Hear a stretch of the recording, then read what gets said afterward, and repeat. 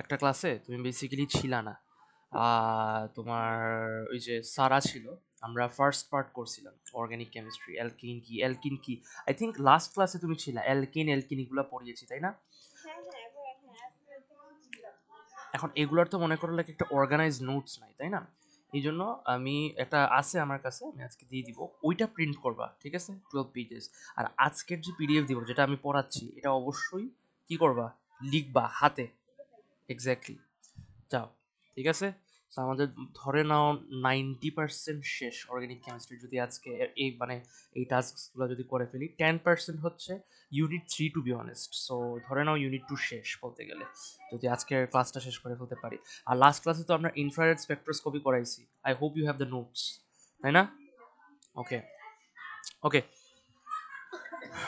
চলো আমরা আজকে মাস স্পেকট্রোস্কোপিটা শুরু করি। এখন দেখো মাস স্পেকট্রোস্কোপি কি।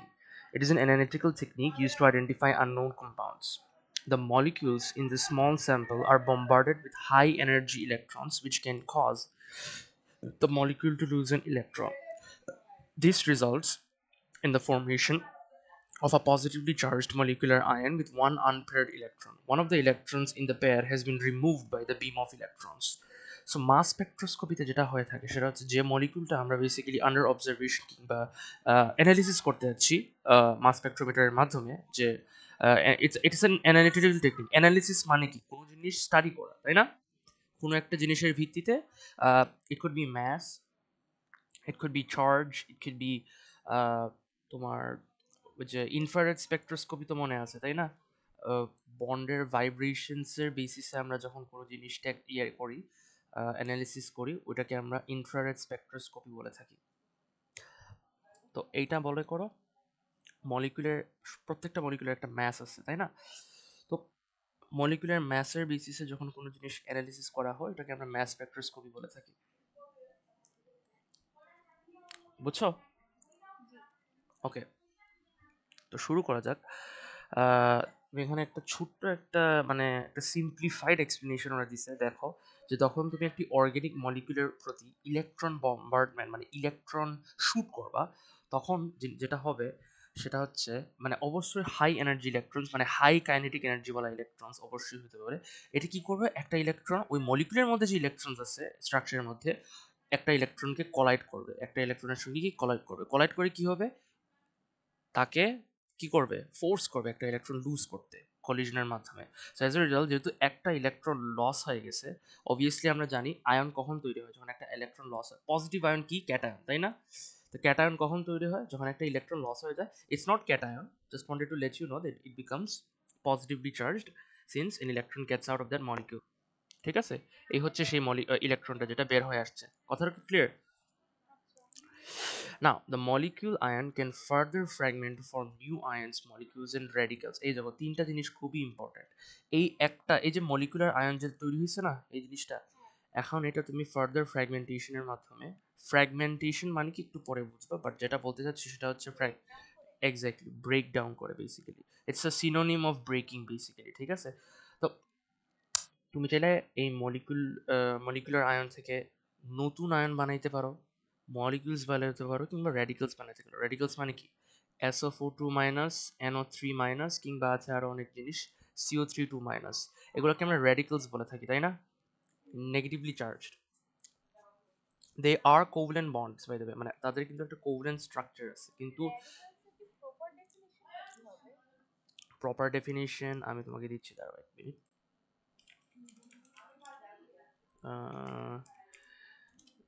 দাঁড়াও।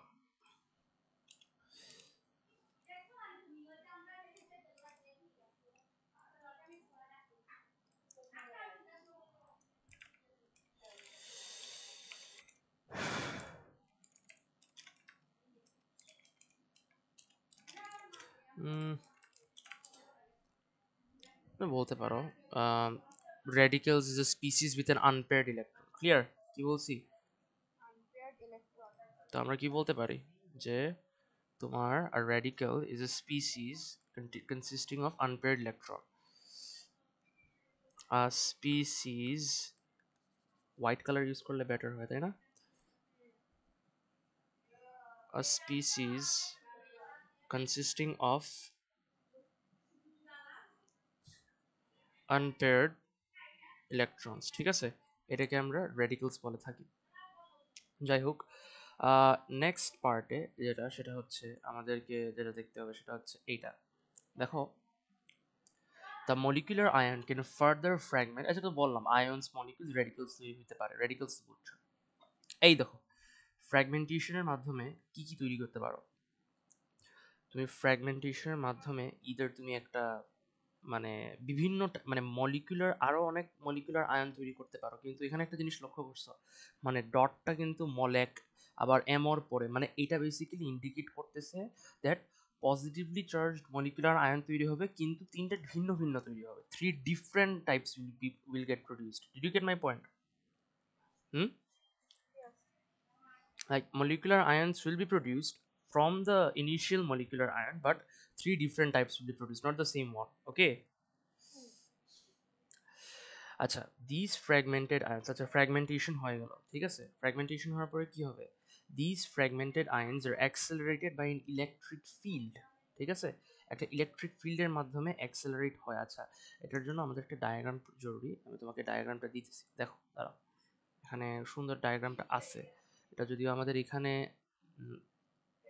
দাঁড়াও এক মিনিট, দাঁড়াও এই যে এই জিনিসটা যে হইতেছে না, these fragmented ions are accelerated by an electric field. Now based on their mass to charge ratio, the ion fragments are then separated by deflecting them into the detector. আচ্ছা প্রথমত আমাদেরকে এই হচ্ছে আমাদের স্ট্রাকচারটা দেখতে পারতেছো, হ্যাঁ এই এই স্ট্রাকচারটা দেখতে পারতেছো না সুন্দর করে, দেখো এখানে কি হইতেছে, আমাদের এখানে কি আছে, ইলেকট্রন গান নামে একটা জিনিস আছে, ঠিক আছে, এই ইলেকট্রন গানের মাধ্যমে ওই ইলেকট্রনস গুলো বম্বার্ড করা হয়ে থাকে, ঠিক আছে, মলিকিউলটা ভেপারাইজড স্যাম্পল, মানে মলিকিউলটা ভেপার হিসেবে আয়নাইজেশন চেম্বারের ভিতরে ঢুকানো হয়ে থাকে, ক্লিয়ার, তুমি দেখতেই পারতেছো এই যে এই প্রসেসটা, এই যে মলিকিউলটা এটা কিন্তু ভেপারাইজড ফর্মে পাঠানো হয়ে থাকে, ক্লিয়ার, ভেপোরাইজড ফর্মে পাঠানো হয়ে থাকে এই মেশিনের ভিতরে, মানে আয়নাইজেশন চেম্বারের ভিতরে, এটা কিন্তু একটা মাস স্পেক্ট্রোমিটার বাই দ্য ওয়ে, ঠিক আছে, এটা একটা মাস স্পেক্ট্রোমিটার। আচ্ছা তোমার মলিকুলটা ভিতরে ঢুকলো, এখন ইলেকট্রন গানের কাজ তো শুট করা, তাই না, যে কোনো কিছু শুট করা, তো ইলেকট্রন গান মানে কি, ইলেকট্রন শুট করবে, তাই না, কিংবা ইন আদার ওয়ার্ডস একটা সুন্দর ওয়ার্ড আছে বম্বার্ড করবে, ঠিক আছে, তো ওই হাই এনার্জি ইলেকট্রনস গুলা যখন মলিকুলটা পাস হবে ওই তাদের সাথে গিয়ে কলাইড হবে, এবং দেখতেছো কি তৈরি হইতেছে, দেখছো একটু আগে যে এক্সপ্লেন করছি, মলিকুলার কি পজিটিভ চার্জড মলিকুলার আয়ন আর একটা ইলেকট্রন লস হয়, তাই না, দেখছো, তারপর যে মলিকুলার আয়নটা তৈরি হয়েছে তারা ফার্দার ফ্র্যাগমেন্টেশন হবে, ঠিক আছে, এই যে ফার্দার ফ্র্যাগমেন্টেশন দেখতেই পারতেছো, এরপরে এরপরে কি হবে, this fragmented ions are accelerated by an electric field, ঠিক ইলেকট্রন গান কিংবা আয়নাইজেশন চেম্বারের পরেই আছে আমাদের ইলেকট্রিক ফিল্ডের একটা চেম্বার। ইলেকট্রিক ফিল্ড কিভাবে তৈরি হয়, অবশ্যই দুইটা প্লেট থাকবে বাইরে, ইলেকট্রিক প্লেটস থাকবে, একটা পজিটিভ একটা নেগেটিভ চার্জ। এএস ফিজিক্সে হয়তো বা পড়ছো ইলেকট্রিক ফিল্ড কিভাবে তৈরি হয়, তোমার কি এএস ফিজিক্স আছে? আচ্ছা নাই হয়তো বা, বাট এএস ফিজিক্স তোমাকে ওরা পড়ায় যে ইলেকট্রিক ফিল্ড কিভাবে তৈরি হয়। সাধারণত দুইটা ইলেকট্রিক প্লেট থাকে, যেখানে একটা প্লেট পজিটিভলি চার্জ থাকে আর একটা নেগেটিভলি চার্জ থাকে, ঠিক আছে, তো due to a potential difference being produced between this two plates you get to see an electric field being produced in this certain area. যখন তোমার ইলেকট্রনটা বম্বার্ড হয় এই ইলেকট্রিক ফিল্ডের এখানে আসে, তো ইলেকট্রিক ফিল্ডের ইনফ্লুয়েন্সে সে অ্যাক্সেলারেট করা শুরু করে, অ্যাক্সেলারেট বলতে কি, ফোর্স একটা ফিল করে, ঠিক আছে, আগে মনে করো 5 মিটার পার সেকেন্ড এসে যাচ্ছিল, এখন মনে করো তোমার 15 মিটার পার সেকেন্ড এসে যাচ্ছিল, কথাটা ক্লিয়ার, অ্যাক্সেলারেশন তো বুঝো, সিম্পল ওয়ার্ডস তাই না, তারপর কি হইল, based on their mass to charge ratio, the ion fragments are then separated by deflecting them into the detector. যেই আমরা যাওয়ার পরে এই যে এখানে একটা ম্যাগনেটিক ফিল্ড আছে, ঠিক আছে, they are separated by deflecting them into the detector, এটা হচ্ছে আয়ন ডিটেক্টর, ঠিক আছে, এখন ডিফ্লেকশনটা কিভাবে হয়ে থাকে জানো, ডিফ্লেকশনটা হয়ে থাকে তোমার একটা ম্যাগনেটিক ফিল্ডের মাধ্যমে, এখানে একটা ম্যাগনেট কানেক্টেড থাকে, বাইরে একটা এক্সটার্নাল ম্যাগনেট কানেক্টেড থাকে, এবং এই পার্টে ম্যাগনেটিক ফিল্ড তৈরি হয়ে যায়, যখনই তোমার এই অ্যাক্সেলারেটেড আয়ন্সগুলা ম্যাগনেটিক ফিল্ডের ইনফ্লুয়েন্সে চলে আসে তারা তখন ডিফ্লেকশন হওয়া শুরু করে। এখন প্রশ্ন হচ্ছে কে কতটুকু বেশি ডিফ্লেকশন হবে, এটা তো একটা প্রশ্ন তাই না, কিভাবে বুঝবো আমরা, তাই না, ওই based on their mass to charge ratio তোমার ডিফ্লেকশনটা বেশি কম, এটা আমরা বুঝতে পারবো। কথাটা clear? Mass to charge ratio মানে কি? রেশিও তো বুঝো তাই না? মাস ডিভাইডেড বাই চার্জ, তাই না? মাস ডিভাইডেড বাই চার্জ, তাই না? Isn't it? তো মাস ডিভাইডেড বাই যদি চার্জ যদি হয়ে থাকে, তোমার এটা একটা রেশিও, তাই না? তাই না? এটাকেই রেশিও বলে। এখন মাসটা কি হবে? মাসটা মলিকিউলের মাসটা হবে, আর চার্জটা কি হবে? মলিকিউলের আয়নের মধ্যে যে চার্জটা হবে ওইটা হবে, ঠিক আছে? আচ্ছা, দেখুন এখানে দুইটা জেনারেল নলেজ মনে রাখা দরকার, যে most ions will gain a charge of 1 plus and therefore an ion with mass 12 and charge 1 plus will have a mass to charge value of 12, তাই না? স্বাভাবিক হিসাব, মাস ডিভাইডেড বাই চার্জ তো 12ই আসবে, তাই না? এই পার্টটা বুঝছো কি বলছি? It is however possible for a greater charge to occur. For example, an ion with mass 16 and charge 2 plus will have a mass to charge value of 8. I think you can understand 8 কিভাবে আসছে, তাই না? 16 divided by 2, isn't it? Exactly. Okay, so এই জিনিসটা খুবই important. মানে কি, the smaller and more positively charge fragment ions will be detected first as they will get deflected the most, this line is very important, and are most attracted towards the negative pole of the magnet. This is very important, যে যত বেশি ম্যাগনেটের negative পোলের প্রতি বেশি attracted হবে সে তত বেশি deflection feel করবে। এখন ডিফ্লেকশন কে বেশি ফিল করবে? যার চার্জ বেশি থাকবে। কথাটা ক্লিয়ার কি বলছি? যার চার্জ বেশি থাকবে, কথাটা ক্লিয়ার? মানে কি, M to Z ratio is equal to mass divided by charge. তো চার্জ যার বেশি, রেশিওটা কি অটোমেটিকলি কম হবে না? হ্যাঁ না না বলো, হ্যাঁ না না? এই, হ্যালো, কিভাবে বুঝছো বলো তো? ইনভার্সলি প্রপোর্শনাল রিলেশনশিপ না? এক্স্যাক্টলি, তো চার্জ বাড়লে কি হবে? ফুল রেশিওটা কমবে, তাই না? মাস টু চার্জ মানে এই ফুল রেশিওটা কমবে না যদি চার্জ বাড়ে? রেশিওটা কমলে তাহলে দেখতে পারতেছো কি বলছে ওরা, দ্যাট দিজ যাদের চার্জ সবচেয়ে বেশি তারা সবচেয়ে বেশি ডিফ্লেকশন ফিল করবে, এবং তারাই সবচেয়ে আগে ডিটেক্টেড হবে আয়ন ডিটেক্টরে, ঠিক আছে? কারণ তারা সবচেয়ে বেশি ডিফ্লেকশন কেন হবে? কারণ তারা ম্যাগনেটের নেগেটিভ পোলের প্রতি সবচেয়ে বেশি অ্যাট্রাক্টেড হবে। অ্যাট্রাকশন হওয়া মানে কি? সবচেয়ে বেশি ডিফ্লেকশন ফেস করা। ডিফ্লেকশন ফেস করে কি হবে? আয়ন ডিটেক্টরে ফিল করবে, ঠিক আছে? তারপর দেখো, each fragment corresponds to a specific peak with a particular mass to charge value in the mass spectrum. So each fragment, আচ্ছা মাস স্পেকট্রামটা একটু নিচে পরে দেখবা, each fragment corresponds to a specific peak, একটু পরে নিচে দেখবা তখন বুঝবা। The base peak is the peak corresponding to the most abundant ion. এখানে তো অনেক প্রকার আয়ন আছে, একটা দুইটা তিনটা চারটা পাঁচটা ছয়টা আয়ন আছে, তাই না? এখন যে আয়নটা পরিমাণে সবচেয়ে বেশি, ওই আয়নটার পিক অবশ্যই সবচেয়ে হাইয়েস্ট হবে হাইটে তোমার মাস স্পেক্ট্রামের মধ্যে। ওই পিকটাকে আমরা কি বলবো? বেস পিক বলবো। কথাটা ক্লিয়ার কি বলছি? Hmm? So the mass to charge ratio is sometimes referred as, এই একই কনসেপ্ট, এটা আর এটা একই, জাস্ট অন্যভাবে লিখতে পারো। ইট ইজ অলমোস্ট অলওয়েজ 1:1, ঠিক আছে? এইটা গেল। এই হচ্ছে তোমার দ্বারা মাস স্পেক্ট্রোমেট্রি ওরা দেখায়। আমরা যদি এখানে দেখি, এই দেখো, দেখছো? এই হচ্ছে তোমার মাস স্পেক্ট্রোমেট্রির একটা এক্সাম্পল, একটা স্পেকট্রামের গ্রাফ দিয়ে দিচ্ছে, দেখছো? মাস টু চার্জ রেশিওটা ওয়াই এক্সিসে, তাই না? আর আমাদের অ্যাবান্ডেন্স কতটুকু পরিমাণের, সেই ফ্র্যাগমেন্টটা কতটুকু পরিমাণ আছে সেটা অ্যাভেলেবেল, মানে সেটা দেখায় ওয়াই এক্সিসে। এখন প্রশ্ন হচ্ছে এখানে বেস পিক কোনটা? এটা বেস পিক না? কথাটা ক্লিয়ার? বেস পিক কি বুঝো না, কি না বুঝো না? এখন বুঝছো? একটু আগে যে বললাম, যার অ্যাবান্ডেন্স সবচেয়ে বেশি। এখন মাস স্পেকট্রোস্কোপিটা সাধারণত আইসোটোপসকে রিপ্রেজেন্ট করার জন্য হয়ে থাকে, কিংবা অ্যানালিসিস করার জন্য হয়ে থাকে। আইসোটোপস কি? Isotopes are different atoms of the same element that contain the same number of protons and electrons but a different number of neutrons. I mean, you know this, right? IGCSE তে পড়িছো, isn't it? These are atoms of the same elements but with different mass number. For example, chlorine 35 and chlorine 37. They are isotopes as they are both atoms of the same element but have a different mass 35 and 37. তাই না? কারণ কেন? তাদের তো neutron সংখ্যা different, হয়তো বা electron এবং প্রোটন সংখ্যা সেম বাট নিউট্রন সংখ্যা ডিফারেন্ট। তো যদি নিউট্রন নাম্বার সেম থাকে না, তাহলে অবশ্যই তাদের ম্যাস নাম্বার ডিফারেন্ট থাকবে। So something that's 35 and that's 37 for you, ঠিক আছে? কি বলছি? এখন মাস স্পেকট্রোস্কপি কি করে, রিলেটিভ অ্যাবান্ডেন্স, রিলেটিভ মানে কি কম্পারিজন, তাই না, লাইক একটা রেসপেক্টে আরেকটা, ইজন্ট ইট? তো রিলেটিভ অ্যাবান্ডেন্সটা বেসিক্যালি মাস স্পেকট্রোস্কপি দেখাইতে সাহায্য করে এক্সপেরিমেন্টালি আইসোটোপের। দেখো এখানে, the relative abundance of an isotope is the proportion of one particular isotope in a mixture of isotopes found in nature। মানে ওরা বলতে যাচ্ছে যে নেচারের মধ্যে আমরা আইসোটোপ 35 এবং হোয়াট 37, তাই না, ক্লোরিনের তো দুইটা আইসোটোপ 35 এবং 37, এই মিক্সচারের মধ্যে, এই 35 আর 37 মিক্সচারের মধ্যে মানে 100%-এর মধ্যে 35 কতটুকু পার্সেন্ট আছে আর 37 কতটুকু পার্সেন্ট আছে, ওই যে অ্যাবান্ডেন্সের মাপাটা ওটা কি আমরা রিলেটিভ অ্যাবান্ডেন্স বলি, ঠিক আছে?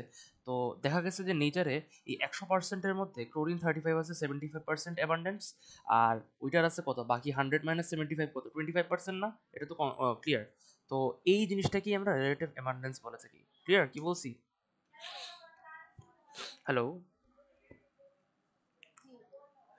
এখন the heights of the peaks in mass spectroscopy show the proportion of each isotope present। কথাটা ক্লিয়ার? তার মানে কি, ওই যে 75-25% ওই হাইট পিকের, এক একটা পিকের হাইটটা এটা রিপ্রেজেন্ট করে, রিলেটিভ অ্যাবান্ডেন্স রিপ্রেজেন্ট করে পার্সেন্টেজে, ঠিক আছে? এই যে এটা কিন্তু ক্লোরিনের না, এটা কিন্তু বরনের দেওয়া, দেখছো?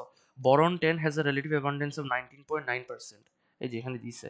আর মাস নাম্বার কি 10, আর বরন 11 হচ্ছে কি রিলেটিভ অ্যাবান্ডেন্স অফ 80.1, তাই না? এটা হচ্ছে রিলেটিভ অ্যাবান্ডেন্স বরন 11 80.1। তাহলে নেচারে বরনের আইসোটোপসের মধ্যে সবচেয়ে বেশি পরিমাণ কোনটা, বরন 11 না বরন 10? অবশ্যই বরন 11, তাই না?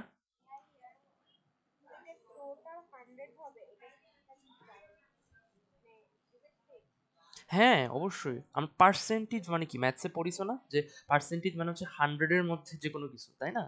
তো এইটা তো তোমার অবশ্যই 100 থাকবে, এগুলো তো সব পার্সেন্টেজ, পার্সেন্টেজ না? তারপর also deducing the molecular formula. Mass spectrum করেসপন্ডের মধ্যে এক একটা পিক আমরা একটু আগেই বলছি correspond to a certain fragment with particular mass to charge value, ঠিক আছে? এক একটা পিকের পার্সেন্টেজ অ্যাবান্ডেন্স কত সেটা দেখায় ওয়াই অ্যাক্সিসে, আর এক্স অ্যাক্সিসটা কি দেখায়, এক একটা ফ্র্যাগমেন্টের মাস টু চার্জ রেশিও, তাই না? কথাটা ক্লিয়ার? মানে বরন, কথাটা ক্লিয়ার কি বলছি?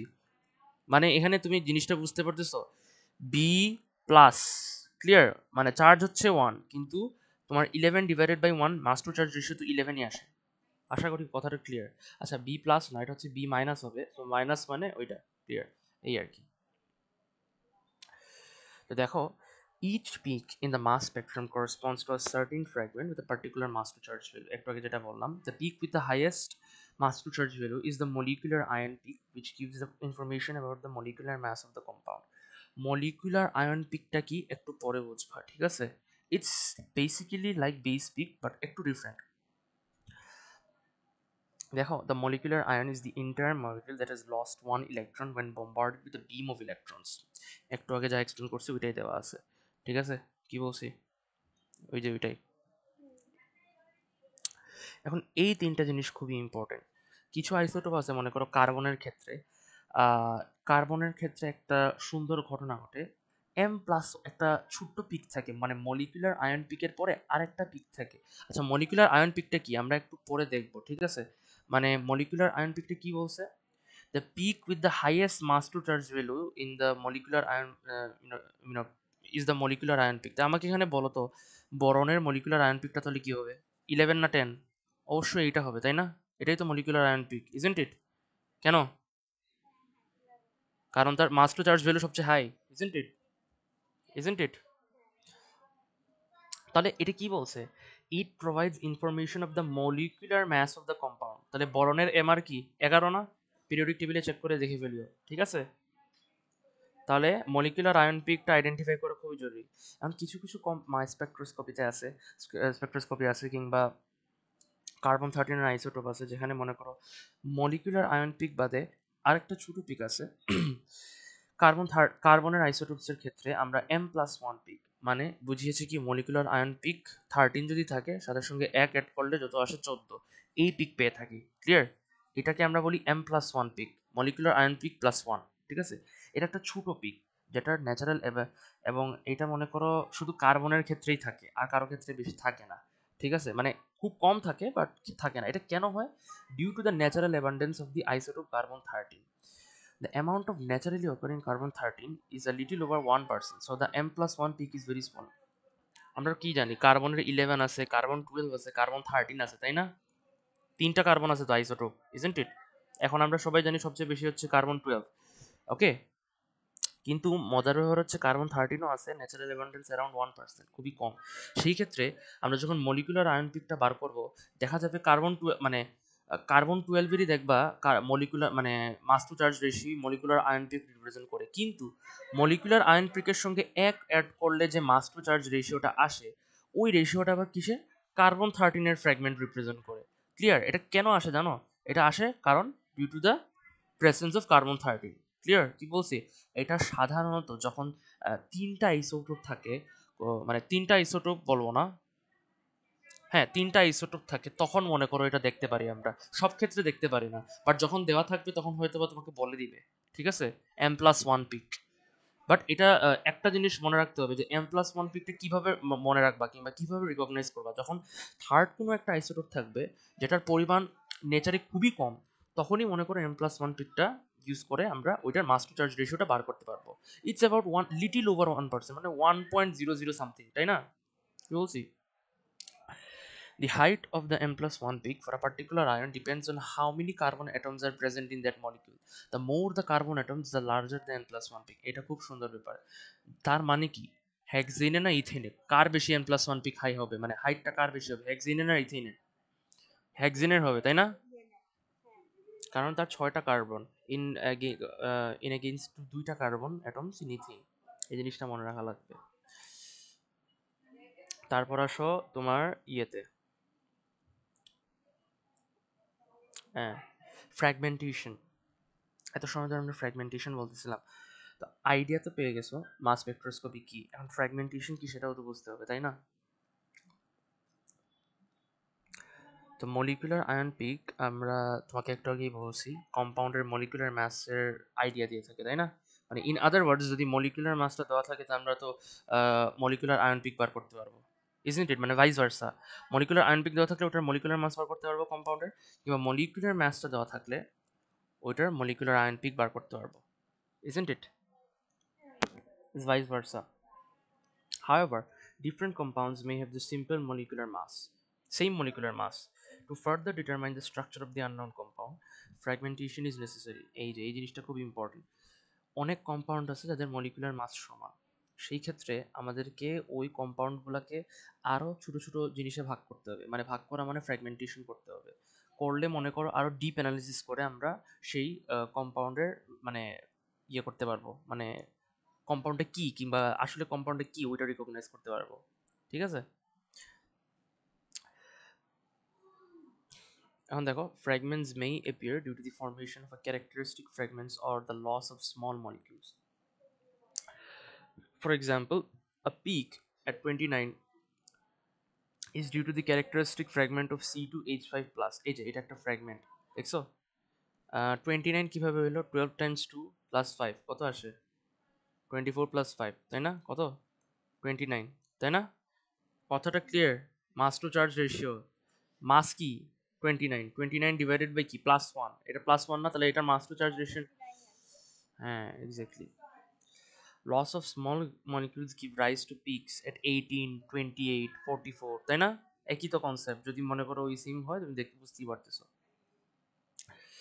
এই দেখো কিছু ভ্যালুস দেওয়া আছে, কিছু কিছু ফ্র্যাগমেন্টের তোমার একটা টেবিল দিয়ে দিয়েছে, এই টেবিলটা কি মনে রাখতে পারবা?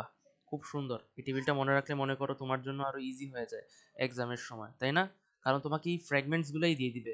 এখন তুমি এই ফ্র্যাগমেন্টসের মনে করো মাস টু চার্জ রেশিও ভ্যালুগুলো যদি মনে, কিংবা উল্টাও দিতে পারে, তোমাকে মাস টু চার্জ ভ্যালু রেশিও দিয়ে দিবে, তোমাকে বলবে এটা কোন ফ্র্যাগমেন্ট রিপ্রেজেন্ট করে। বুঝছো কি বলছি? They will provide you this values. তো তোমাকে এখন তোমাকে বলবে কোন ফ্র্যাগমেন্ট রিপ্রেজেন্ট করে এই মাস টু চার্জ রেশিও। তখন তুমি যদি এই টেবিলটা মনে রাখতে পারো, তখন যদি বলে হোয়াট ডাজ দ্য 15 রিপ্রেজেন্ট, তুমি বলে দিবা ইজি CH3 প্লাস। ক্লিয়ার কি বলছি? তো এটা মেমোরাইজেশন জরুরি, মেমোরাইজিং মাস্ট।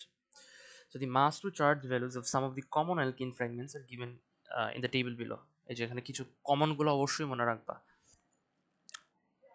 এইভাবে ফ্র্যাগমেন্টেশন হয়, যেমন ফর এক্সাম্পল CH4 এটা ফ্র্যাগমেন্টেড হয়ে এটা তৈরি করে, দেখছো? মানে একটা H প্লাস বের হয়ে গেছে, তাই না? বের হয়েছে কি বের হয়েছে না? এক্স্যাক্টলি। এখন 1 2 3 4, আচ্ছা এটা কোথা থেকে বের হয়েছে? C2H6, তাই না? কোথা, এটা কি ইথিন না প্রোপেন? এটা ইথিন, তাই না? সো ইথিনকে ফ্র্যাগমেন্ট করে, কে বলছে? তোমার ইথিনের তো C2H6 থাকে, ওইটাকে ফ্র্যাগমেন্ট করলে না C2H5 আসে, একটা H বের হয়ে যায়। কথাটা ক্লিয়ার? বুঝছি। হুম। দেখছো ফ্র্যাগমেন্টেশন কি করতেছে? এরকম অনেকগুলো অ্যালকেন আছে, মনে করো যখন তুমি এগুলোকে ফ্র্যাগমেন্ট করবা তখন তোমার একটা লিস্ট তৈরি হবে। এই দেখো মা, একটা সুন্দর তোমাকে একটা মাস স্পেক্ট্রা দিয়ে দিছে। Determine whether the following mass spectrum corresponds to bute one in or band one. এটা একটু ভালো করে দেখো, তোমাকে এরকম প্রশ্ন করবে, তোমাকে একটা গ্রাফ এরকম দিয়েই দিবে। রিলেটিভ ইন্টেন্সিটি মানে কি? রিলেটিভ অ্যাবান্ডেন্স, তাই না? কি বলে? Relative abundance. I don't think I have to tell you that what is that thing, and this is what mass to charge ratio, তাই না? এখন তোমাকে বলছে এই স্পেকট্রামটা অ্যানালিসিস করে ডিটারমাইন করো ওয়েদার এই যে কম্পাউন্ডটা এখানে আছে এই কম্পাউন্ডটা বিউট ওয়ানের হবে নাকি প্যান্ট ওয়ান হবে। দেখো ভালো করে যে তুমি যদি ভালো করে অ্যানালিসিস করে ফেলো তাহলে মানে, এটা কি এখানে দেওয়া আছে? তো এরকম তোমাকে প্রশ্ন করবে আর কি। এখন এটার হয়তো বা আনসার এখানে দেওয়া নাই, তবে অন্য একটা আনসার দেখে ফেলো। এই দেখো, এটা দেখলে বুঝে যাবো। C10H22, এটা কি একটা অ্যালকিন না? অ্যালকিনই তো। CnH2n+2, মনে আছে জেনারেল ফর্মুলা? নাকি ভুলে গেছো তুমি? C10H, 2 × 10 কত? 20+2, তাই না? তো এটা কি C10H22, এটা একটা অ্যালকিন। এখানে আমাকে বলো তো সবচেয়ে হাইয়েস্ট মাস টু চার্জ মানে মলিকুলার আয়ন পিক কোনটা হবে এখানে, বলো? Who is the molecular ion peak here? What is the molecular ion peak? Obviously this guy. আরে বাবা, সবচেয়ে highest mass to charge ratio কার? এটা না? এটা কি molecular ion peak? Base peak কোনটা? Which one is the base peak? Which one is the base peak? সবচেয়ে হাইয়েস্ট হাইট কোনটা? অবশ্যই আমরা দেখতে পারতেছি এইটা। এইটা না? Exactly, that's the base peak. ঠিক আছে, দেখো এইটাকে তুমি বিভিন্ন ফ্র্যাগমেন্টসে ভাগ করতে পারবা। 71-এ যদি মানে তুমি যদি তুমি C5H11+, মানে এটা মনে হয় টেবিলে দেওয়া আছে, দেখছো? টেবিলে দেখছো C5H11+71? ওই CH22 কে C10H22 কে এখন ফ্র্যাগমেন্টসে ভাগ করা লাগবে। তো যখন তুমি ফ্র্যাগমেন্টেশন করবা তখন এটাকে ভাগ করলে C5, একটা হয়তো বা C5H11+ আসতে পারে, আর একটা C4H9+ আসতে পারে, আর একটা C8H17+ আসতে পারে, দেখছো? আর এগুলার corresponding mass to charge ratio তো ভ্যালু তো দেওয়াই আছে, ঠিক আছে? তো বুঝতেই পারতেছো। এখন একটা কথা হচ্ছে এই টেবিলটা মনে রাখলে অনেক জিনিস ইয়ে হয়ে যায়, মানে ইজি হয়ে যায়। তো এই টেবিলটা মনে রাখবা, ঠিক আছে? এই কারণ, কেন এই টেবিলটা মনে রাখা জরুরি? কারণ কিছু ফ্র্যাগমেন্টস আছে মানে প্রত্যেকটা কম্পাউন্ডের সঙ্গেই তৈরি হয়ে থাকে। মানে প্রত্যেকটা কম্পাউন্ড যখন মাস স্পেকট্রোস্কোপি পারফর্ম করবা তখন প্রত্যেকটা কম্পাউন্ডের ক্ষেত্রে কিছু কমন ফ্র্যাগমেন্টস আছে যেগুলো তৈরি হয়ে থাকে। সেই ক্ষেত্রে তুমি যদি এই টেবিলটা মনে রাখতে পারো তুমি কি তোমার জন্য সুবিধা হবে না যখন তুমি আইডেন্টিফাই করবা? মনে করো তোমাকে এটা দিবে না, তোমাকে C5H11+ দিবে না, তোমাকে 71 দিবে, তো এখন তুমি কেমন রিকগনাইজ করবা তুমি যদি টেবিল মনে না রাখো? বুঝছো না কি বলছি? হুম, এক্স্যাক্টলি। তো এটা মনে রাখবা। এই দেখো হ্যালোজেন অ্যালকিন, এটা একটা সুন্দর একটা ইয়ে দিছে। হ্যালোজেন অ্যালকিনের খুবই একটা কমন ওয়ে কিভাবে তুমি হ্যালোজেন অ্যালকিন মনে রাখতে মানে ইয়ে করবা। This is a format by the way, ঠিক আছে? It's not an example, okay? Format of mass spectroscopy. For who? For identifying who? Yes, exactly. So this is how it's going to happen, এরকম থাকবে একটা step. প্রত্যেকটা জিনিস বুঝতে হবে। Halogen alkenes often have multiple peaks around the molecular ion peak. Look, who is the molecular ion peak here? 110 or who okay, 110, তাই না? 110 is the molecular ion peak. And what did they say? They said that they have multiple peaks around the molecular ion peak. Do we see multiple peaks around the molecular ion peak? Yes, we see one here, we see one there, we also see someone here as well. 108, two less, right? So we can see multiple. This is one way to identify halogen alkanes. This is caused by the fact that there are different isotopes of the halogens. Now that's a nice answer. Why do you think there are multiple ion peaks around the molecular ion peak? Because এই যে মানে একটা হ্যালোজেনের different isotope আছে না, এখন মনে করো তোমার তোমার কি CCCCl, you don't know it's 35 or 37, right? It could be 37, it could be 35, isn't it? Or let's go for bromine. Bromine could be what, I don't know, there are two or three isotope, right? So due to the different no due to the presence of different types of isotopes, you get to see different, multiple peaks around that peak. কথাটা clear? কি বলছি? এই দেখো অ্যালকোহলের একটা pick, মানে অ্যালকোহলের mass spectroscopy, এটা হচ্ছে C3H7OH প্রপান 1 all. বিভিন্ন ইয়ে তৈরি হইতে পারে। ফর এক্সাম্পল তুমি যদি it's like a what can I say, alcohol ফ্র্যাগমেন্টেশনের একটা ফরম্যাট, ঠিক আছে? যে কোনো অ্যালকোহল এভাবে ফ্র্যাগমেন্ট হয়, তোমরা এটা মনে রাখবা। যেগুলা দিছি এগুলো কিন্তু ইম্পর্টেন্ট, মানে এইটা যদি মনে রাখতে পারো, কিংবা এইটা যদি মনে রাখতে পারো, তাহলে অ্যালকোহল কিভাবে আইডেন্টিফাই করতে হবে এটা মনে রাখতে, মানে এটা ইজিয়ার হয়ে যাবে এই ডায়াগ্রামটা মনে রাখলে। আর এই প্রপান ওয়ান অলের এক্সাম্পল মনে রাখলে, প্রপান ওয়ান অল না, শুধু not only propan one ol, propan two ol বলো, ইথানল বলো, তোমার বিউটান ওয়ান অল বলো, বিউটান টু অল বলো, যত রকমের অ্যালকোহল আছে প্রত্যেকটা অ্যালকোহলের মাস স্পেকট্রোস্কোপি ফ্র্যাগমেন্টেশন ওই একই ফরম্যাটে হবে। Clear? So take it as an alcohol fragmentation format. Clear? কি বলছি? হুম? হ্যালো? ঠিক আছে, দেখতেই পারতেছো এখানে কি, এখানে কি আছে? প্রপান ওয়ান অল আছে, তাই না? আমরা জানি মাস টু চার্জ রেশিও কি, মানে who is the molecular ion peak here? Hmm? Hello? 60 না? ঘুমাচ্ছে, দেখো। বেস পিক কোনটা? বেস, ও দেখো তোমার এই প্রপান ওয়ালনটা বিভিন্ন ফ্র্যাগমেন্টসে ভাগ হইতে পারে। এই যে এখানে একটা ফ্র্যাগমেন্ট তৈরি হয়েছে C3H7O+, এটা মনে রাখবা, ঠিক আছে? মেমোরাইজ। তোমার অ্যালকোহল মানে এখানে তোমার যদি মনে করো CH2CH2OH থাকে, তাহলে কি তৈরি হতে পারে বলো? C2, তাই না? হ্যালো? এখানে কয়টা? 3 4 5 6 7, একটা OH এখানে কয়টা আছে? 4 5, এখানে 5টা এইচ আছে, তাই না? 5টা এইচ এর মধ্যে একটা এইচ যদি চলে যায়, তাহলে কি হবে? H4O+, তাই না? তো কথাটা ক্লিয়ার? আমি কেন বলছি এটা ফরম্যাট হিসেবে নিতে?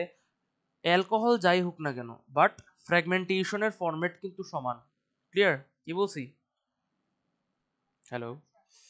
আবার দেখো এটার ক্ষেত্রে আবার আরেকটা ফ্র্যাগমেন্ট হইতে পারে C2H5+। ইয়া, মানে C2H5+ মানে কি? তার মানে অনেক বড় পার্ট চলে গেছে।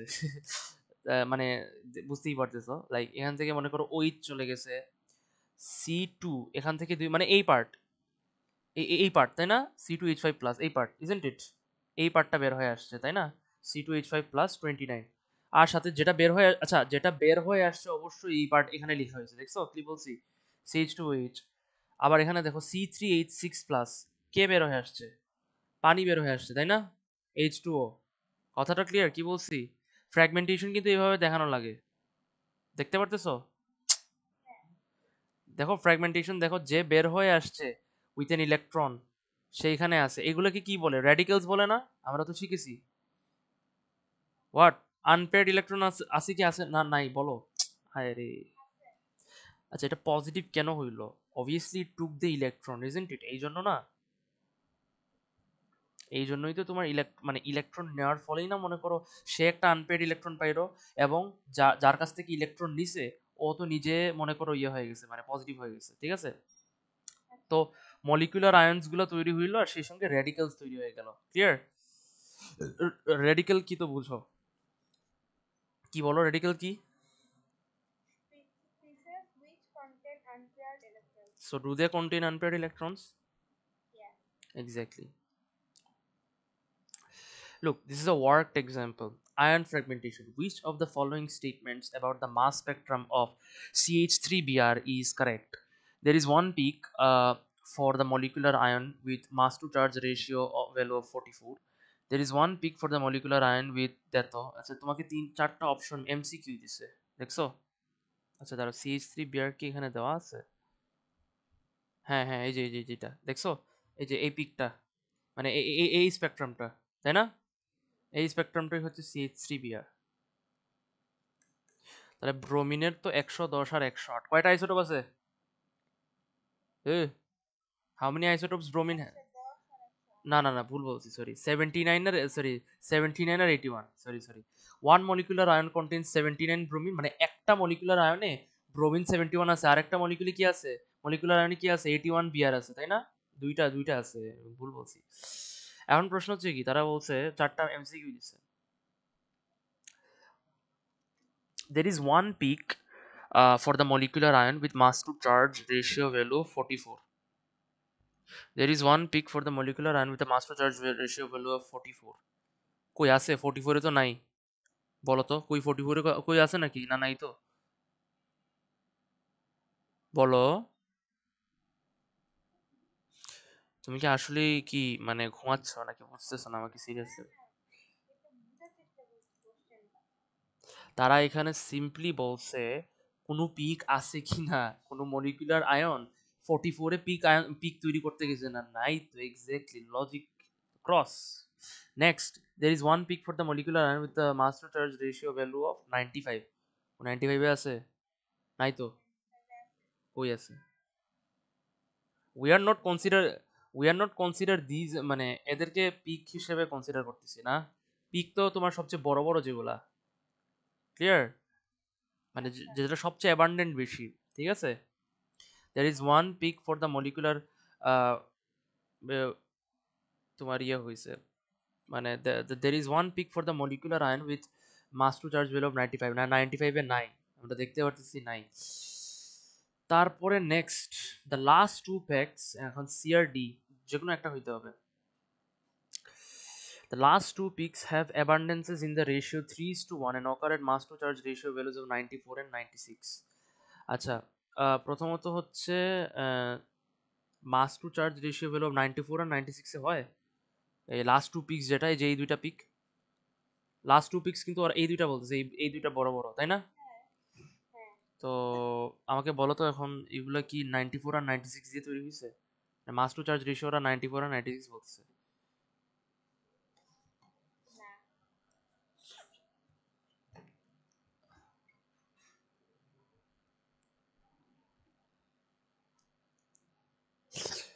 তোমাকে এক্সপ্লেন করতে হবে এটা ভালো করে আচ্ছা আহ, আচ্ছা এটা ছাড়ো মানে মাস টু চার্জ রেশিও ভ্যালুটা আমি এক্সপ্লেন করতেছি কেন 94 এন্ড 96 বাট তার আগে এটা বলো তাদের অ্যাবান্ডেন্স কি 3:1 রেশিওতে দেওয়া মানে একটা কি 3 টাইমস বড় আরেকটার চেয়ে না তো দুইটাই তো এই অ্যাবান্ডেন্স তো সমান মানে অ্যাবান্ডেন্স তো সমান তাই না তাদের পার্সেন্টেজ তো সমান ইজন্ট ইট তাহলে তো আনসারটা কি হবে তাহলে আনসারটা ডি হবে এখন ডি কিভাবে হবে এখানে সুন্দর করে দেওয়া আছে ব্রোমোমিথেন ক্যান প্রডিউস 3 পিক্স দেখো কোন কোন ইয়ে তোমার মাস টু জার 96 আর 94 দিচ্ছে সো ওরা কি বলছে the last two peaks are of equal size yes they are of equal size and how do they occur at 94 and 96 দেখো কেমনে এটা হচ্ছে একটা হ্যালোজেন অ্যালকিন CH3Br দেখো একটাতে কি আছে 81 বিআর আছে আর একটা কি আছে 79 বিআর আছে তাই না তো যখন তুমি ফ্র্যাগমেন্ট করবা তখন কি হবে ফ্র্যাগমেন্ট করা মানে কি একটা ইলেকট্রন বের হয়ে যাওয়া কি বের হয়ে যাওয়া না বলো একটা ইলেকট্রন বের হয়ে যাওয়া তাই না তুমি তো এইটার ইউজ করতে পারবে না you cannot analyze this right you have to create a fragment isn't it so you create the fragment by how electron bombard করে নাকি এগুলো ভুলে গেছো একটু কিছু পড়াইছি তাই না তো ইলেকট্রন বম্বার্ডের মধ্যে তুমি ফ্র্যাগমেন্ট করছো ফ্র্যাগমেন্ট করার পরে মাস টু চার্জ রেশিও হচ্ছে একটা 96 আর একটা হচ্ছে 94 তুমি ক্যালকুলেট করে দেখো কত আসে পারবা না কি আরে বাবা 81 প্লাস 12 প্লাস 3 কত আসে আবার এখানে 79 প্লাস 12 প্লাস 3 কত আসে বলো এটা তো 96 আসবে নাকি আরেকটা 94 আসবে না নাকি ভুলে গেছে সি সি সি হ্যালো কি I just found the MR oh I basically found the MR like 12 carbon আর 3টা হাইড্রোজেন 3 টাইমস 1, আর এখানে 3টা হাইড্রোজেন 3 টাইমস 1 12, মানে molecular mass. Are you understanding? M R molecular mass unit 1 এ পড়ছো না? Oh my God, don't you know how to find molecular mass? আমি আজকে তোমার ইয়েকে বলা লাগবে।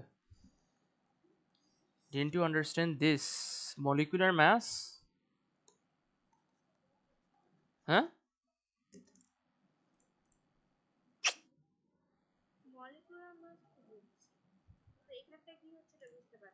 কি বুঝতে পারতেছ না? এখানে তো মলিকুলার মাসই তো বার করতেছি। This is what do you understand by mass to charge ratio? Mass by charge মানে কি? চার্জ তো তুমি জানো +1, তাই না? তোমার এরপরে মাসটা বার করতে বলছে, মানে এমআর বার করতে বলছে, মলিকুলার মাস। তাহলে ওটা ডিভাইড করলে তোমার মাস টু চার্জ রেশিওটা আসে। দেখছো 96। এখন বুঝছো কি মাস টু চার্জ রেশিও কিভাবে আসলো 96 94? শোনো, আমি সি দিলাম না, কিন্তু ওরা কি অ্যাবান্ডেন্স কি দিছে? 3:1 দিছে। বাট কই, এখানে তো 3 টাইমস আমরা দেখতে পারতেছি না। আমরা কি দেখতে পারতেছি? দুইটাই তো সমান অ্যাবান্ডেন্স, তাই না? দুইটাই তো সমান অ্যাবান্ডেন্স। সেই ক্ষেত্রে তোমার আনসার ডি হবে। এভাবে শিখতে হবে। ক্লিয়ার? আর একটা এক্সাম্পল দেখো, অ্যালকোহল ফ্র্যাগমেন্টেশন এটাকে বলে। which alcohol is not likely to have a fragment ion at mass to charge ratio at 43? দেখো দুইভাবে পেপারে, মানে এক্সাম পেপারে কোশ্চেন আসবে, এরকম পেপার কোশ্চেন আসে। So I think you understood the gist of the question. Did you understand? আরেকটা আছে, which alcohol is not likely to have a fragment ion at mass to charge ratio at 43 in its mass spectrum? এই দেখো তোমাকে চারটা দিয়ে দিছে। ওকে, তোমাকে বলছে ফ্র্যাগমেন্ট আয়ন এট 43। মনে আছে টেবিল? টেবিল মনে আছে কি? টেবিল মনে নাই? টেবিল তো মনে থাকবে না। এই দেখেন C3H7+। এই টেবিল মনে রাখলে বুঝতে পারতেছেন কত মানে এত করছে না, বাট মেমোরাইজ করলে বুঝতে পারতেছে এখন কোয়েশ্চেন কিভাবে করছে। হ্যাঁ, ডিড ইউ আন্ডারস্ট্যান্ড? 43 তাহলে কি আছে, মানে 43 মানে কি? যদি টেবিল মনে থাকে তাহলে কি, কোনটা কোন ফ্র্যাগমেন্টটা 43 দেয়? C3H7+ দেয়। এখন এটাকে আমরা সাজাইতে হবে। C3H7+, তার মানে কি ও আছে কি ও নাই? ও আছে, অবশ্যই ও আছে। এখন মানে মানে ও মানে কি বলছে এখানে? একটা জিনিস বলছে না, অ্যালকোহলের ফ্র্যাগমেন্টেশন, প্রত্যেকটাই তো অ্যালকোহল, তাই না? Yes or no? হ্যালো, প্রত্যেকটা অ্যালকোহল না? এখন এখানে C3H7+, C3H7+, তার মানে আমার এটলিস্ট কি 60টা কি লাগবে? হাইড্রোজেন লাগবে। এখানে কি আমার 60টা হাইড্রোজেন আছে? যে প্রথমটায় দেখি তো, 6 7 8 9 10। আর এখানে কয়টা আছে দেখি তো, 10। এখানে আছে 5 6 7 8 9 10। এখানেও 10টা, এখানেও 10টা, এখানে সব জায়গায় 10টা, তাই না? হ্যাঁ, সব জায়গায় 10টা আছে হাইড্রোজেন। হাইড্রোজেন ইস্যু না, যে কোনো একটা হইতে হবে। আচ্ছা, এখন তাহলে ডিফারেন্সটা দাঁড়াইতেছে কি তাহলে? টু বি অনেস্ট, ডিফারেন্সটা বেসিক্যালি দাঁড়াচ্ছে যে তোমাকে এট দিস পয়েন্ট দেখা লাগবে যে তোমার কার্বন কয়টা আছে। এখন C3H7+, তার মানে কি ফ্র্যাগমেন্টেশনের আগে কয়টা কার্বন থাকা লাগবে? 4টা কার্বন থাকা লাগবে, isn't it? Yes or no? ফ্র্যাগমেন্টেশনের আগে 4টা কার্বন থাকা লাগবে না? 4টা কার্বনই তো থাকা লাগবে। এই আমরা যেভাবে দেখছি 4টা কার্বন থাকা লাগবে। এখন 4টা কার্বন যদি থাকতে হয় তাহলে এ আর বি তো অলরেডি গেছে, কারণ এখানে তো কার্বনের সংখ্যা 4টার চেয়ে বেশি। Yes or no? আচ্ছা, এটা গেল। এখন আসো সি আর ডির মধ্যে। আচ্ছা, ওকে, এখানে কোনটা এটা এটার মধ্যে পার্থক্য কি? এটা হচ্ছে টি 2 বিউটানল, তাই না? 2 বিউটানলই তো, বিউটান 2 অল। এটা বিউটান 2 অল, এটা কি বিউটান 1 অল, তাই না? 1 অল কেন বুঝছো? ওইচ ওটার সাথে কানেক্টেড, সেকেন্ড কার্বনের সঙ্গে কানেক্টেড ওইচ, এই জন্য।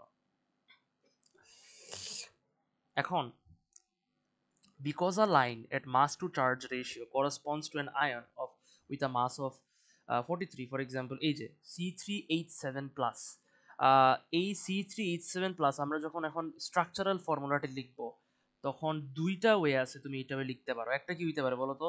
এই যে এটা CH3 CH2 CH2 এটা একভাবে লেখা যেতে পারে, তাই না?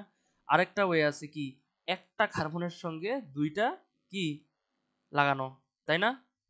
এখানে তো একটা মানে একটা এখানে তো কোনো ব্রাঞ্চ নাই, এখানে ব্রাঞ্চ সিস্টেমও থাকতে পারে, ওরা বলতে যাচ্ছে আর কি। ক্লিয়ার? লাইক কিভাবে সাজাইতে পারো, একই তো কনসেপ্ট, দুই জায়গায় তো তোমার 3টা কার্বন আর 7টা হাইড্রোজেন আছে, কিন্তু ডিফারেন্সটা কি, শুধু তোমার অ্যারেঞ্জমেন্টটা ডিফারেন্ট, ঠিক আছে? তো এই হচ্ছে ব্যাপার। তো আমাদেরকে এখন যেহেতু ব্রাঞ্চ তৈরি করা মানে কি বলে ব্রাঞ্চ লাগবে, মানে আমরা তো জানি না যে ব্রাঞ্চ তৈরি হবে কি হবে না, বাট আমাদেরকে কনসিডার, আমরা যখনই এই ধরনের কোয়েশ্চেনের হব ফেস করব, তখন আমাদেরকে প্রত্যেকটা পসিবিলিটি হাতে নিতে হবে। তো সেই ক্ষেত্রে কি ব্রাঞ্চ স্ট্রাকচার হবে, ওইটাও তো আমাদের হাতে পসিবিলিটি নেওয়া লাগবে, তাই না? তুমি আমাকে বলো সি না ডি, কার ব্রাঞ্চ স্ট্রাকচার আছে? ডির ব্রাঞ্চ স্ট্রাকচার আছে, তাই না? ব্রাঞ্চ, তাই না? তো সেই ক্ষেত্রে ডি। সি আর ডির মধ্যে কেন ডি সিলেক্ট করছি কথাটা ক্লিয়ার? বিউটান টু অল কেন? Because of the branch structure and nothing else. শেষ। এই হচ্ছে আমাদের একটা kind of master class for mass spectroscopy. Alcohols নিয়ে একটু আইডিয়া আছে কিনা দেখে ফেলো। অ্যালকোহলস তো অ্যালকোহল বুঝতেই পারতেছো, কিছু নোট আছে দেখে নাও। এক্সট্রিমলি অর্গানিক কম্পাউন্ড, অবশ্যই ওয়াইন মনে করিও না, হ্যাঁ ওয়াইন আছে ওয়াইনের মধ্যে অ্যালকোহল থাকে, ঠিক আছে, ওই অ্যালকোহলই বাট রিফাইন্ড আর কি। ওই অ্যালকোহলটা আর একটু রিফাইন করা হয়। যাই হোক, দেখো অ্যালকোহলের ফাংশনাল গ্রুপ কি, আর ও এইচ। মনে আছে অ্যালকিন আর অ্যালকিন পড়িয়েছি ওই দিন? তো অ্যালকিনের আরেকটা হোমোলোগাস সিরিজ হচ্ছে অ্যালকোহল।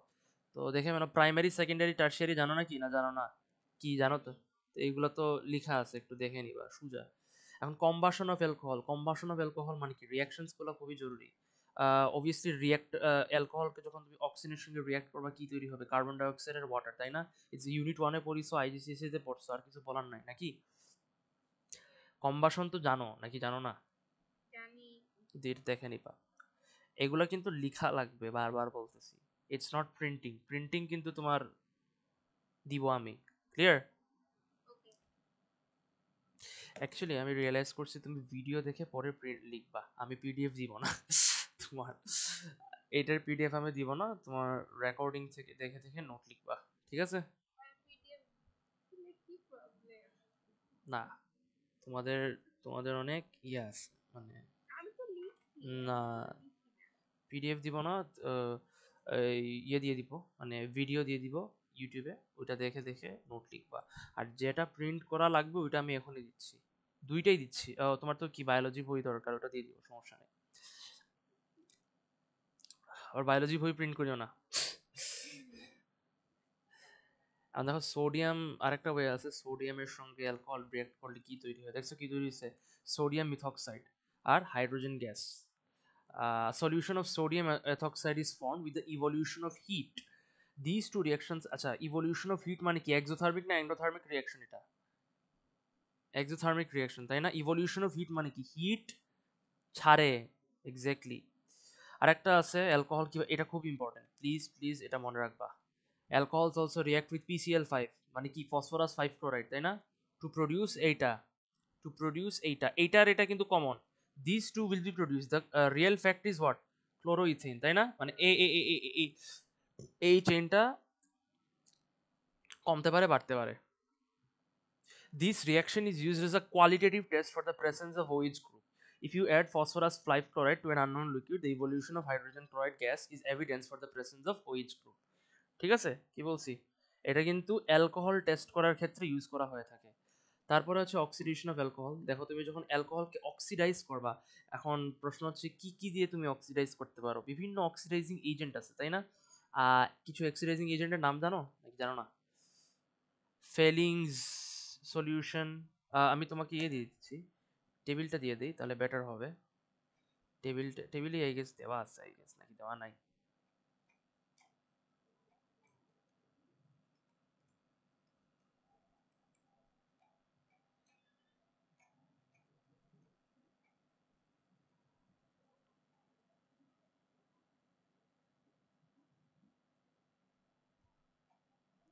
না, টেবিলে দেওয়া নাই, তুমি টেবিলটা লিখতে পারো।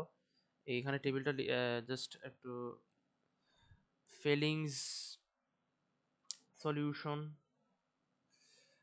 ব্র্যাডি, তারপরে আছে, লিখা লাগবে না বাট পরে মানে পরে লিখবা, মানে যখন বই দেখে লিখবা, মানে ভিডিও দেখে যখন লিখতে চাও লিখবা, বাট লিখে ফেলি। ফেলিং অক্সিডাইজিং এজেন্টসগুলো হচ্ছে ফেলিং সলিউশন আর কে, অ্যামোনিয়াকেল সিলভার নাইট্রেট, না না না পুরো ভুলে গেলাম। হায় রে আমি ভুলে গেলাম, দাঁড়াও 1 মিনিট দেখতেছি। একটা টেবিল আছে, আমি দাঁড়াও আমি এটা হয়তো বা রিয়াকশন না, বাট হ্যাঁ কি অক্সিডাইজিং এজেন্ট ইউজ করো ওটা মনে রাখা লাগবে, বাট কিভাবে রিয়াকশন ঘটে ওটা মনে রাখা লাগবে না, এবং ওটা মনে রাখলে তোমার মাথার উপর দিয়ে যাবে। ঠিক আছে, বাট আমি আসলে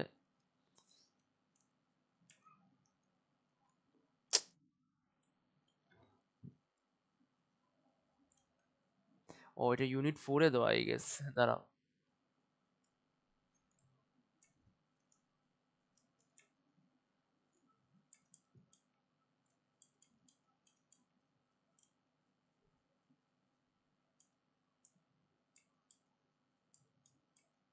হ্যাঁ পেয়েছি, এই হচ্ছে আমাদের টেবিলটা। এই টেবিলটা একটু মনে রাখতে পারবা? এই টেবিলটা অবশ্যই অবশ্যই এই টেবিল, এবং আরেকটা টেবিল আছে, দুইটা টেবিল, এই দুইটা টেবিল অবশ্যই মনে রাখবা। আহ এটা আমি টেবিলটা, আমি কি,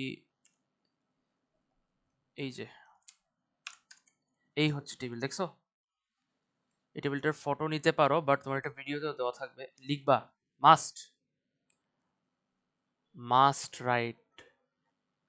দেখছো কয়টা অক্সিডাইজিং এজেন্ট আছে? Fehling's, potassium dichromate 6, Benedict solution, Tollens reagent.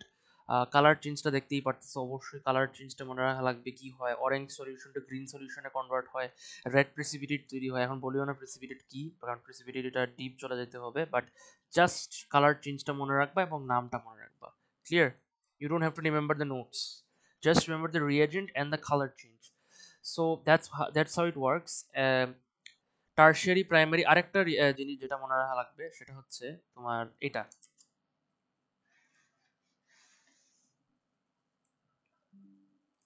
এই যে এটা দেখতেছো, এই জিনিসটা খুবই ইম্পর্টেন্ট। দেখো যে তুমি প্রাইমারি অ্যালকোহল থেকে,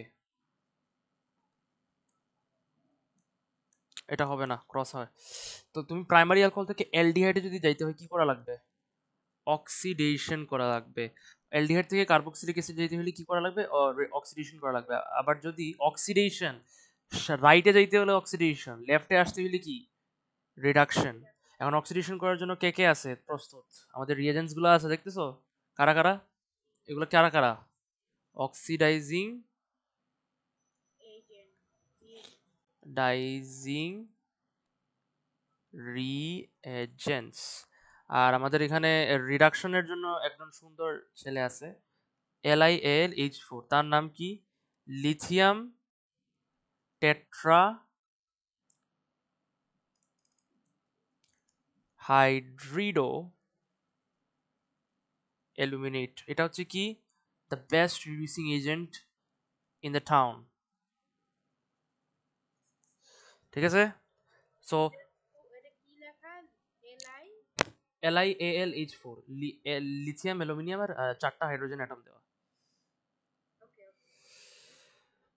So for reduction we use this reducing agent lithium tetrahydroaluminate.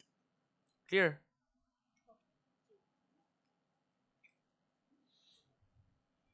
আচ্ছা লাস্টের দিকে আমাদের বাকি রয়েছে nucleophilic substitution reactions of halogen alkyne. দেখো হ্যালোজেন অ্যালকিনের যে মেকানিজমটা এটা খুবই জরুরি শিখা। তো আমরা হ্যালোজেন অ্যালকিন 2 ভাগে তোমার ইয়ে করে। আমি কিন্তু প্রথম ক্লাসে সারা ছিল, তুমি ছিল না। একটা মেকানিজম শিখাই ফেলছি অলরেডি, এবং আমি যে পিডিএফটা দিব প্রিন্ট করতে ওটা ওখানে দেওয়া আছে, ঠিক আছে? ওটা দেখে নিও। আর তুমি কি ওই ক্লাস দেখছো? মনে হয় না দেখছো। Organic part 1। হুম, তোমার প্যারেন্টকে ফোন দেওয়া লাগবে, তুমি ফাঁকি দিচ্ছ। তুমি ভিডিও দেখছো না?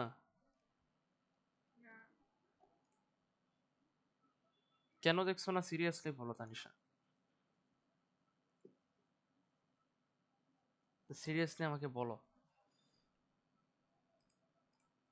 ভাই অনেক রিজনস আমি 2-3 দিন ধরে হসপিটালে বিজি ছিলাম, রিলেটিভটা মারা গেছে, এর জন্য আমি টাইম পাইনি এগুলো দেখার। আচ্ছা ঠিক আছে, সমস্যা নেই, বাট তুমি কি কবে দেখবা এটা আমাকে বলো। এই আজকে 2 দিনের মধ্যে করে ফেলবো। তো তাহলে এইগুলা লিখবা, লিখার পরে ওইটা অ্যাড করবা, ঠিক আছে?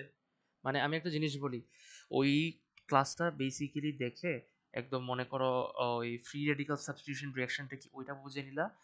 আর নোটস হিসেবে তুমি ওই কি বলে যেটা প্রিন্ট করবা ওইটাই নোটস হিসেবে নিবা, ঠিক আছে? ওই ক্লাসে আমি যে দিব ওইটা প্রিন্ট করলেই হয়ে যাবে। আচ্ছা এখন আসো nucleophilic substitution reaction of halogen alkenes.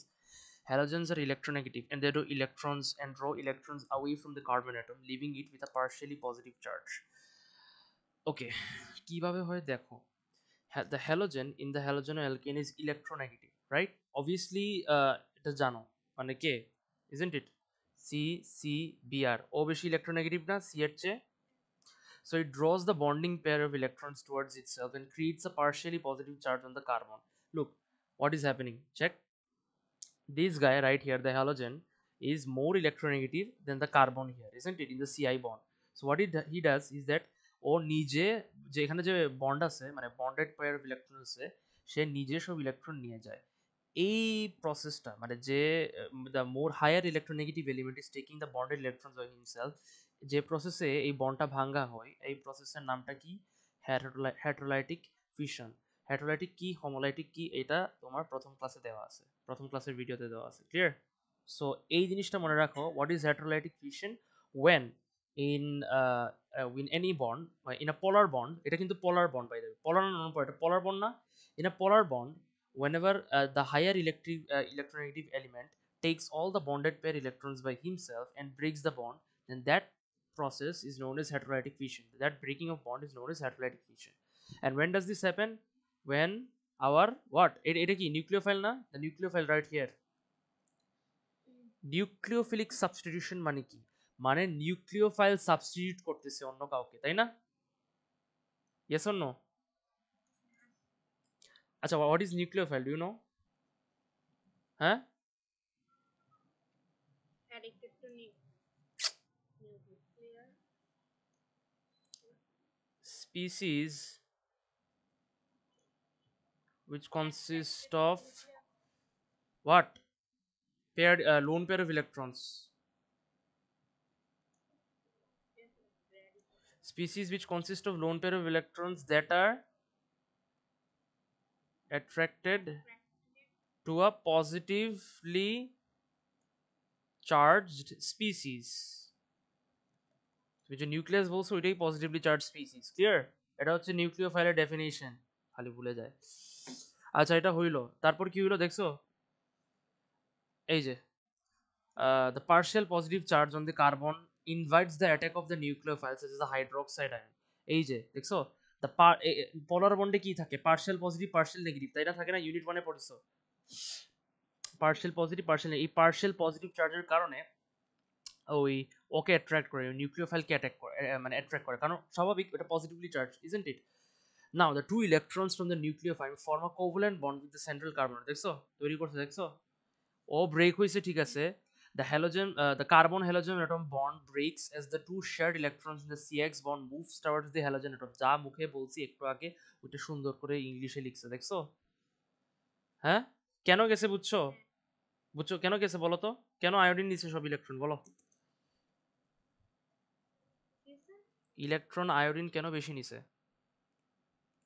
Why did iodine take all the electrons?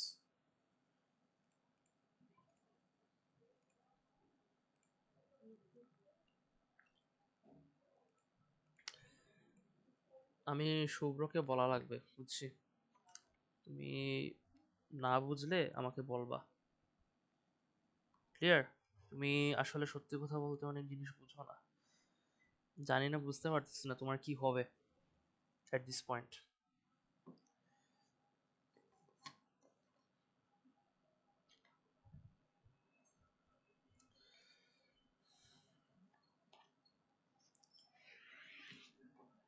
বলো, একটু আগে আমি বলছিলাম কেন আয়োডিনটা হেটারোলাইটিক ফিশনের ডেফিনিশনটা বলছিলাম। হেটারোলাইটিক ফিশনটা কি বলো?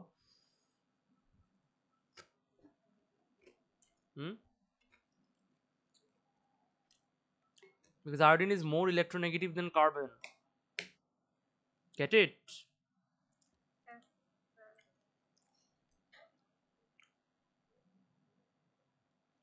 Breaking of CX bond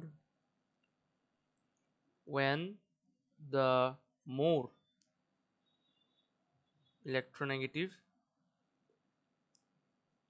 element takes all the bonded electrons. Clear? হুম, এই জন্য সে চলে যায়। তারপর ওই যে দুইটা ইলেকট্রন আছে নিউক্লিওফাইলে, সে অ্যাটাক করে পার্শিয়ালি পজিটিভলি চার্জ কার্বন অ্যাটমকে এবং তৈরি করে covalent bond. The breaking of, এই যে দেখছো হেটারোলাইটিক ফিশন এখানে লেখা আছে, তাই না? হুম, The reaction involves two species in the bond breaking step and is designated as SN2 because the reaction is a substitution. এই মেকানিজমকে একটা সিম্বল আছে, এই মেকানিজমের কি SN2। SN2 কেন, 2 কেন, আচ্ছা S তো বুঝলা কেন, সাবস্টিটিউশন। S কি রিপ্রেজেন্ট করে? Substitution. The attacking reagent is a nucleophile, N কি রিপ্রেজেন্ট করে? নিউক্লিওফাইল রিপ্রেজেন্ট করে। And there are two steps involved in the, there are two species involved in the first step. The reason why it is SN2, did you get my point? Aren't there two species involved in the first step? First স্টেপে কি একটা nucleophile আছে আর একটা species কে আছে, ও, তাই না? হুম। এই জন্য। আচ্ছা এখন তাহলে SN1 কারা কারা যায়, মানে SN1টা কারা কারা, মানে SN1 মেকানিজমটা কোন হ্যালোজেন অ্যালকিনস গুলার মাধ্যমে মানে হয়? অনলি কারা? The primary halogen alkenes only undergo SN1 mechanism. Clear? আচ্ছা, আর এসএন টু পে করে? Secondary and tertiary. Okay. SN2, sorry আমি ভুল বলছি, SN1 না, SN2। ছি ছি ছি ছি ছি ছি ছি, আমি আসলে কি বলবো, টু বি অনেস্ট। অ্যাওয়্যার থাকো না ক্লাসের সময়, বলো অ্যাওয়্যার থাকো কি না? যদি অ্যাওয়্যার থাকতে তুমি আমাকে ইয়ে করতে না।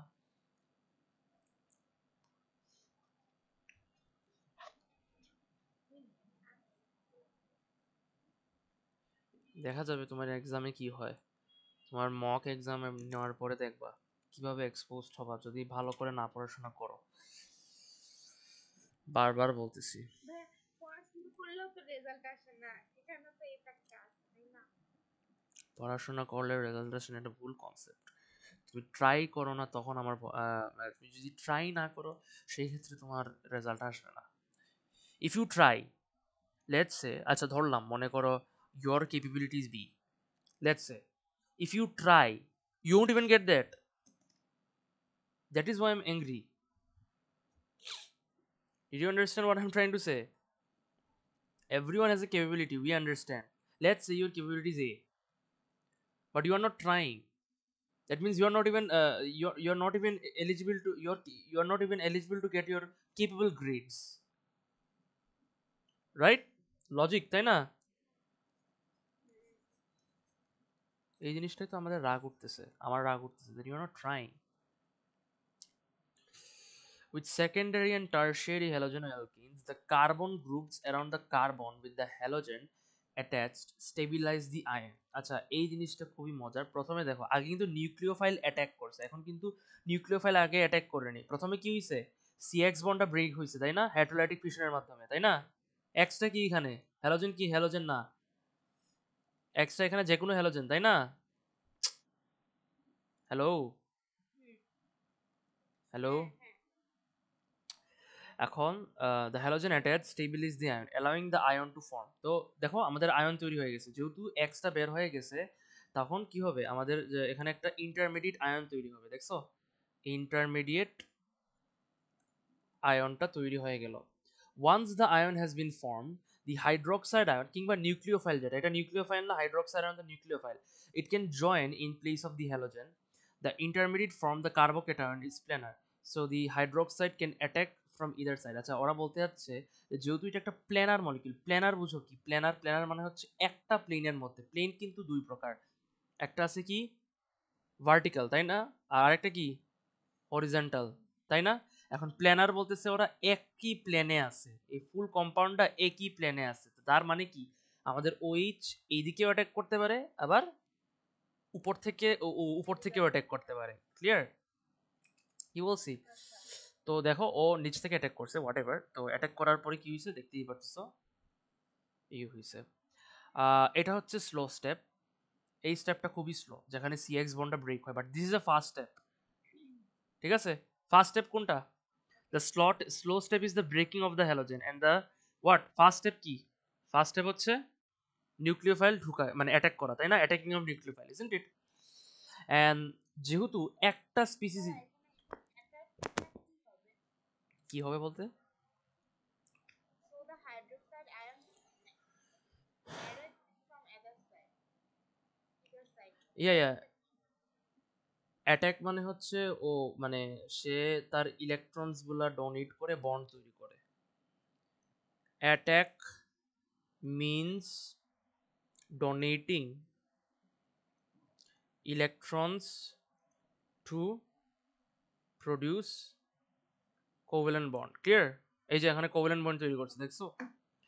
And that is one species. আচ্ছা, একটা স্পিসিস ইনভলভ না? প্রথম প্রথম স্টেপে কি নিউক্লিওফাইল আছে? প্রথম স্টেপে তো নিউক্লিওফাইল না, তাই না? শুধু একটা স্পিসিস ইনভলভ, এই জন্য এটাকে SN1 বলি, সাবস্টিটিউশন নিউক্লিওফিলিক 1। আচ্ছা, ঠিক আছে। তো এটা হচ্ছে SN1, আর ওটা হচ্ছে কি SN আগেরটা। এক্স্যাক্টলি, দ্যাটস ইট আজকের জন্য। প্রচুর শেষ। আমি তোমাকে প্রিন্টেড ভিডিও, মানে প্রিন্ট ইয়ে দিচ্ছি, একটু দাঁড়াও। Please check the group.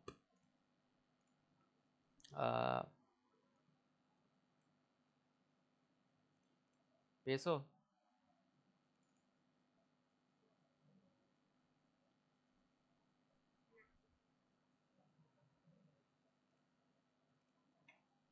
কিচ্ছু আসে নাই। এটা প্রিন্ট করবা।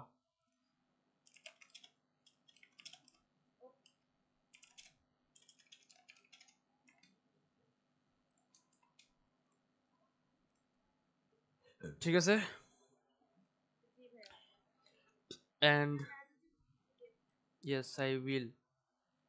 And this is the big class today, so please tell, রেকর্ডিংটা দেখে দেখে নোটসগুলো প্লিজ ভাইয়া লিখবা।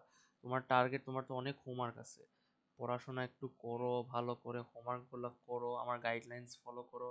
এই 2 দিনের ভিতরে প্রথম অর্গানিক পার্ট 1 যেটা ক্লাস তুমি মিস করছো ওইটার নোটস লিখো, আজকের ক্লাসের নোটস লিখো, প্লিজ লিখো। একটু কাজ করো, নাহলে তোমার অনেক সমস্যা হবে, বারবার বলতেছি তোমাকে। ক্লিয়ার? ভাইয়া, yes, সামনে সবকিছু দেওয়া আছে, দেওয়ার পরে যদি না করো তাহলে আমার কি করা, সত্যি কথা বলতে সিরিয়াসলি এট দিস পয়েন্ট। আজকের জন্য বাই, তাহলে see you, you can leave the class.